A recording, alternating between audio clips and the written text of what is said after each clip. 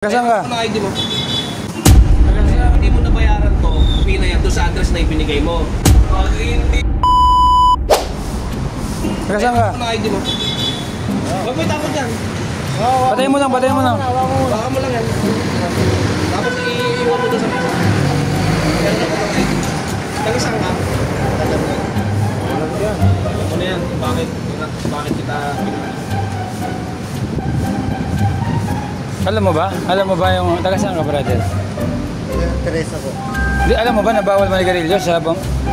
Matagal na yun. Kay Duterte pa lang, 2016. Buong Pilipinas, brother. Yung ibang ID? Hindi, basta may pangalan. Address. Ano pa to? Atong nga to, yung... Dito kayo trabaho. O sige. Ano? Try mo. Kita mo na yung... Titikitang nga, kabayaran mo sa city o dyan, gagawin natin.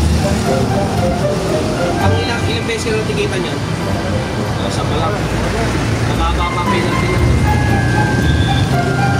Tol, ganito, pag hindi mo 5 working days yan na ticket, dapat mabayaran mo within 5 working days. Hindi kasama sa 1 week, kasama, hindi kasama Sabado Linggo, ha?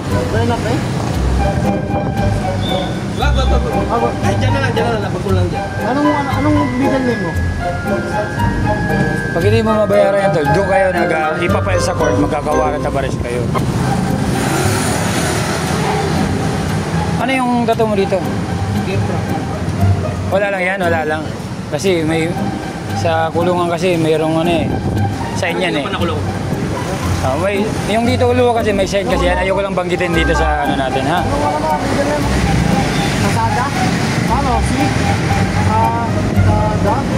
Ayan? Anong araw ngayon? Lunes. Sinungaling pagdating doon sa papel, ha? Kasi yung inilagay mo dito, at lalo na yung address, pag hindi mo nabayaran to, magpapadala ng sumpina yan doon sa address na ibinigay mo. Pag hindi mo nare-receive yun, bumibilang yun. Bababa ng warrant of arrest. Warrant of arrest na. Kahit nasa arrest yung police. Pagbaliwalay mo yan, lalabas sana yan pag may warrant of arrest ka. Police clearance at NBI. Saan to? Water station. Yan, Ilang, tirahin mo yan. Alam mo yung water station. okay, ito may nahuli tayo. City Ordinance. 2,000.